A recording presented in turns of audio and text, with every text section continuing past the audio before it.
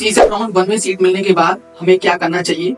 Freeze, float, slide, surrender, withdraw, हमारे पास 5 option available हैं इन सीसेट 2024।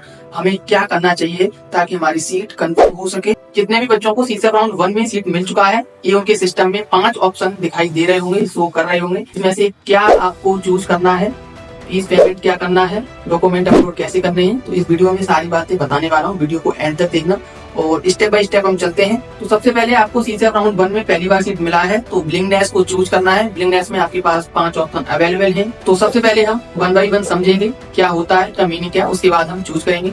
तो हम सबसे पहले फ्रीज की बात करते हैं। तो मैं आसान शब्दों में आपको समझाने वाला हूँ। मान लीजिए आपसे 1 से लेकर 50 तक चॉइस फिलिंग की है, आपको 40 नंबर की चॉइस है, उससे आप सेटिस्फाई हैं और 40 नंबर की चॉइस आपको मिली है सीसेट राउंड 1 में और आप उससे पूरी तरह से सेटिस्फाई हैं। तो इस कंडीशन में आप अपनी चॉइस को फ्रीज कर सकते हैं एंड आप फर्दर राउंड के लिए काउंसलिंग से बाहर हो जाएंगे, यानी राउंड 2 में आप पार्टिसिपेट नहीं कर पाएंगे। अब हम नेक्स्ट बात करते हैं फ्लोट के बारे में। फ्लोट क्या होता है तो मैं फिर आपको एग्जांपल देके समझाने वाला हूँ। मान लीजिए आपने 1 से लेकर 50 तक चॉइस फिलिंग की हुई है और आपको 40 नंबर की चॉइस फिलिंग मिली है। आप चाहते हैं कि 40 से ऊपर वाली यानी हायर प्रेफरेंस आपको मिलने की पॉसिबिलिटी है। तो इस कंडीशन में आप फ्लोट बटन दबा सकते हैं। इससे होगा क्या कि राउंड 2 में आपको 40 नंबर चॉइस से हायर प्रेफरेंस वाली चॉइस मिलने की पॉसिबिलिटी रहेगी।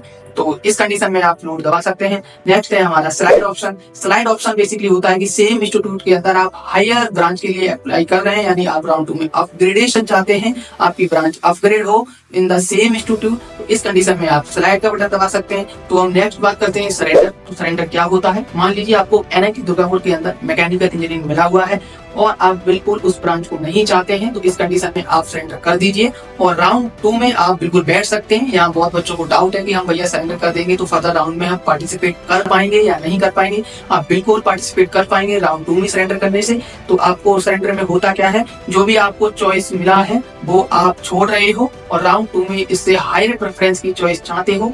तो ये है सरेंडर का मतलब। नेक्स्ट है आपका विड्रॉ। विड्रॉ का मतलब है आप पूरी तरह से काउंसलिंग से बाहर होने वाले हो और जो भी आपको चॉइस मिला है उससे आप सेटिस्फाई नहीं हो और पूरी तरह से काउंसलिंग से बाहर हो जाओगे। विड्रॉ वही बच्चा करेगा कि जो अपनी काउंसलिंग से सेटिस्फाई नहीं है, वो और किसी दूसरी काउंसलिंग में पार्टिसिपेट करना चाहता है। दैट मींस इस काउंसलिंग से वो बाहर होना चाहता है। तो इस कंडीशन में आप विड्रॉ बटन दबा सकते हो, जिससे क्या है कि 7,000 रुपये आपका डिडक्ट करके विद इन 90 डेज आपका रिफंड दे दिया जाएगा। तो ये है ब्लिंकनेस, इस तरीके से आप चूज कर सकते हो।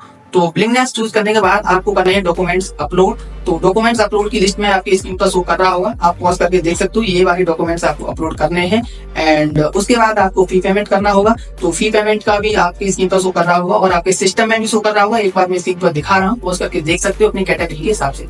तो ये रहा हमारा राउंड 1 के बाद कि आपको क्या करना है। आप ये 3 चीज कर देते हो। सबसे पहले चूज टू ब्लिंकनेस और दूसरा है आपका डॉक्यूमेंट्स अपलोड और तीसरा है फी पेमेंट, तभी आपकी सीट कंफर्म मानी जाएगी। अदरवाइज आप एक भी चीज मिस कर देते हो तो आपकी सीट को कैंसिल कर दिया जाएगा। मेक श्योर तो आप ये 3 चीजें कंप्लीट कर लेना। तो मैंने वीडियो के अंदर सारी चीजें कवर कर चुका हूँ और वीडियो को लाइक, सब्सक्राइब एंड शेयर करना मत भूलना। Thank you very much.